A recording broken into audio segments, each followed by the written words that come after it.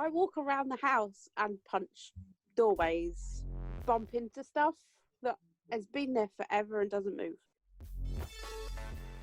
I walk wonky. I can't walk in a straight line. And my shoes always wear out on one side more than the other.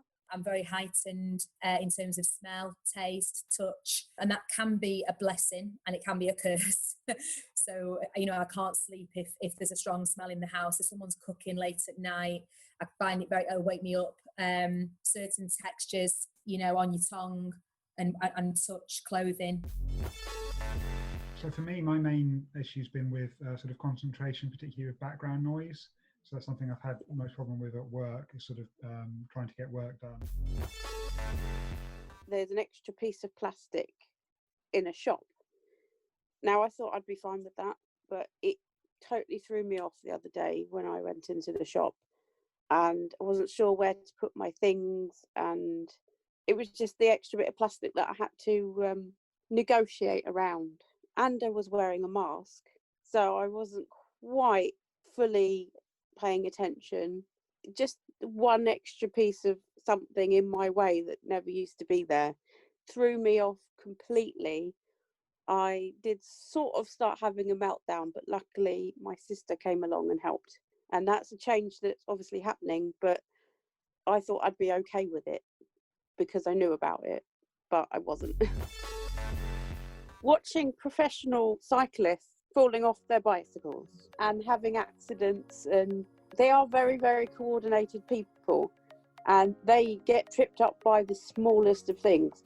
It makes me laugh and then it makes me happy. It's a bit strange that someone with so much of this good balance and poise can just be tripped up by something.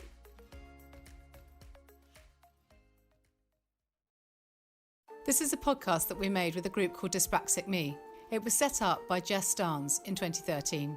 So I founded Dyspraxic Me 7 years ago now, and since then we've been meeting once a month. The first thing to cover was, what is dyspraxia? It's usually commonly mistaken for dyslexia, so it's not really as well known as other disabilities. So at uni, I did what's called a PRP, practical research project, and I wanted to highlight the differences between dyslexia and dyspraxia, and I did it as a drama performance. So I brought some comedy into it. I pretended I was making a milkshake, and I was like, let's throw in some social awkwardness, let's throw in some coordination difficulties, all that's 4 ingredients to make the milkshake.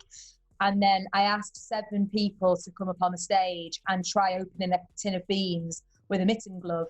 And at first they were like, why am I doing this with a mitten glove? And I said, try and do it and I'll tell you. So obviously they all struggled. And I said, that's exactly what it feels like to try and open a tin of beans as a dyspraxic, because it's hand and eye coordination, because you've got to do a bit of turning of the tin, coordination at the same time as turning and pressing down, that it was nearly impossible. And I'm also left-handed, so I have a double whammy there. And they were just like, a few of them said to me after the show, I had no idea that that's what it feels like. And I said 100%, they couldn't grasp it, they couldn't turn it, they were getting frustrated. I said, that's how we feel without the glove. Most people I've spoken to haven't really known what dyspraxia is, or haven't known it as anything more than find sport difficult, when it's much, much bigger than that and affects everyone differently. So there's not been too much research into dyspraxia, but there has been a figure about how many people might be dyspraxic that's been shared a few times, and that's about 1 in 10 people. Things didn't get off to a great start when I opened my screen to share a document and found that there was feedback going on and far too many tabs. That's a lot of tabs. That is a lot of tabs, yeah. Yeah, don't. Oh, sorry, that's my terrible screen. Don't know. That's sort of stressing me out a bit. I need you to. That is a lot. This is really an interesting response. Let's talk about this. Not look. You're stressing me out now. Come on now, I need to. Where's my shared screen option? Okay, Zoom. Mel, I thought of you straight away. I thought Mel's not going to be happy about these tabs. No, I like to close clean your and eyes now. tidy. Wait, why have you got... It's because I want to share the... Oh man, that's my ears. Hang on. Oh my god. Okay. All right, sorry. I've got my headphones on. I think Camilla's just cured dyspraxia. What I was trying to do, and failing, was to show a comedy clip from Fred Barber, a comedian who talks about his dyspraxia. And a non-existent attention span. It's hard having any ambition when you've got special needs, you know, like no one believes in you. They're like, you can't run a company, Freddie, you can't even run a bath. A lot of teachers, I believe, don't really have enough knowledge on dyspraxia. When I was in school, some teachers kind of saw it as if I was just using it as an excuse. I feel like there needs to be a bit more training on the subject. Teachers sometimes tried to overhelp, if that makes sense, and that kind of singled you out in the class, which as a teenager wasn't exactly brilliant. My mum brought me up with the expression, if someone doesn't know, they can't help. And you've got to put some faith and trust in people that when you explain it, that anyone can be ignorant if they don't know. But once you tell them, that's then over to them to help. And if they don't want to know after that, then it's their loss. I think having a character on Doctor Who who's dyspraxic was quite a positive thing for us, because I think that's the first time I've ever seen a dyspraxic character on television.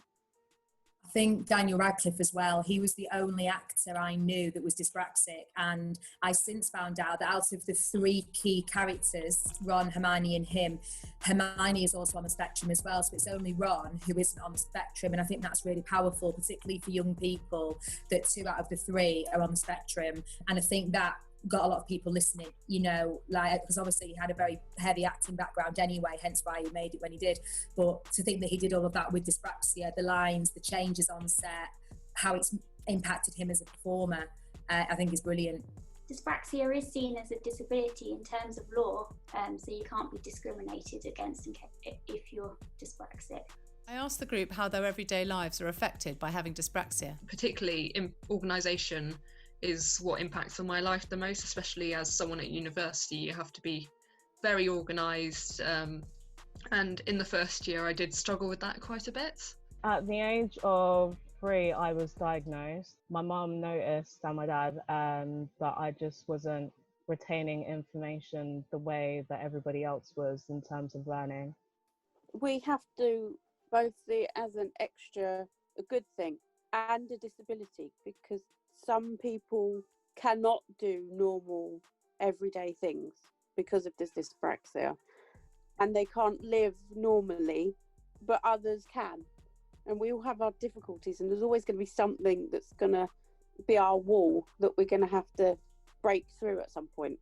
I disagree a bit with Mel there, only because I've always seen it as a learning difficulty or a learning difference, because to me dyspraxia means I think differently. I see it as it's not that I can't learn, I just learn in a different way. So personally, and I mean that, you know, with the greatest of respect, because I know everyone's very different, I've only ever seen it as a positive thing, because I know it makes me a bit more gifted at drawing or performing. Yes, it makes my life harder sometimes, but it means that I just see it all differently and I go about things differently. But I've never seen it as a negative. I've always seen it as something positive. I think at the age of probably 16 was where I then started to talk about it. I was going through a phase whereby I was struggling a lot with, in terms of the coursework, the overload of the information. I guess you could say I probably developed a bit of depression in a state, and kind of closed off to the point whereby I started looking for help and talking about it to my friends. There was some talk of meltdowns. I wondered what the triggers were. Not being where I thought it was, or Faye, you've now got this on top of everything else for your day, and it throws me. And I know you can't always forewarn, and I know you can't always plan a change, but if someone gives me an indication that something may be different, that's far better than me just walking into a room and having a bit of a meltdown. It's mostly internal, my meltdowns. You might see my face change a bit. It's like an anxiety attack, basically.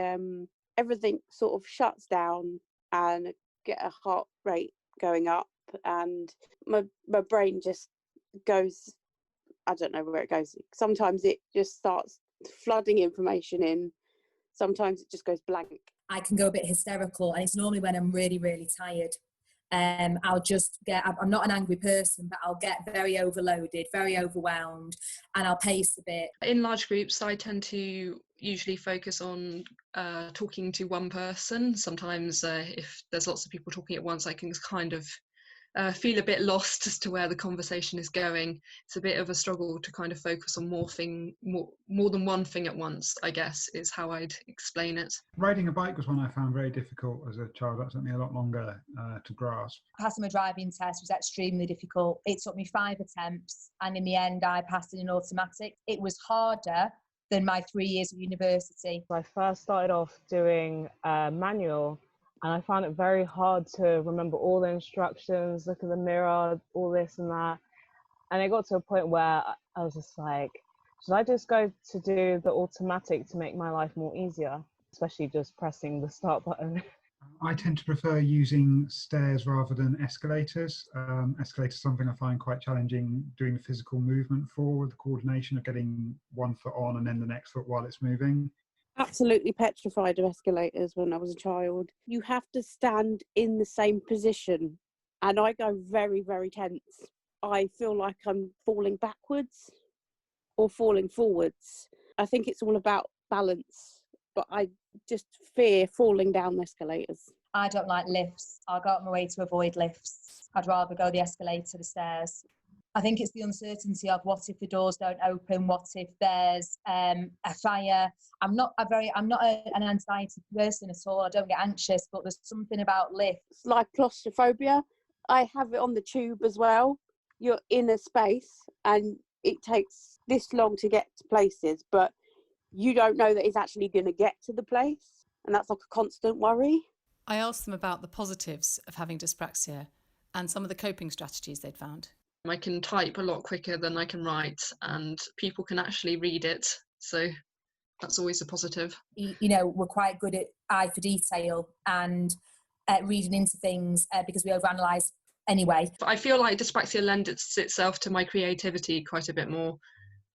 Particularly dyspraxia runs in my family, and a lot of the dyspraxic members of my family are very creative, so lends itself, I think. It just provides a different perspective. There were so many stories about how dyspraxia was affecting their lives. I wondered what some of the other challenges had been. Riding a bike was one I found very difficult as a child. That took me a lot longer to grasp. I actually have 2 quotes, one in my classroom and one in my bedroom, and one says, "You can't blend in when you were born to stand out," and that's from Wonder that I taught last year, which the kids love.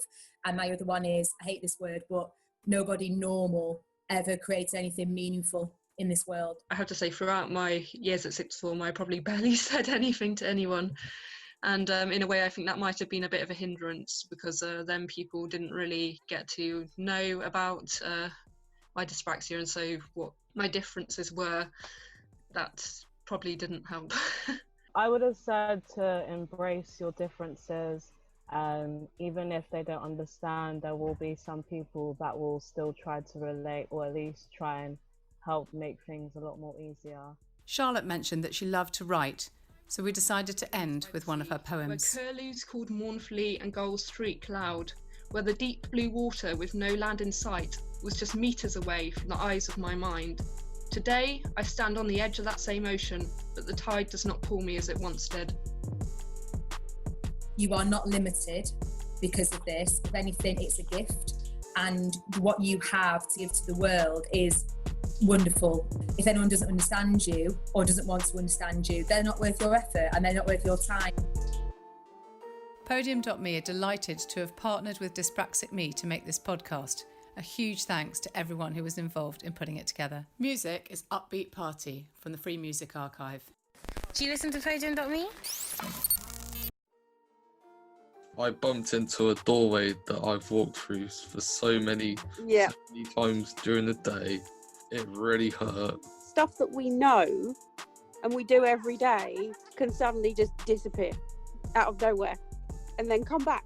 Do you mind if I don't want to butt in? That sounds really rude of me. Sorry, that is another dyspraxic thing we tend to, because our brains are always on the go. So like I have stuff I really want to say. My brain only processes like a small amount. So I might remember the first few on the list, and then the rest I'll completely forget. I'd gone on holiday one year, and my dad, as a surprise, had installed a new skybox. Now, most people would be delighted with that.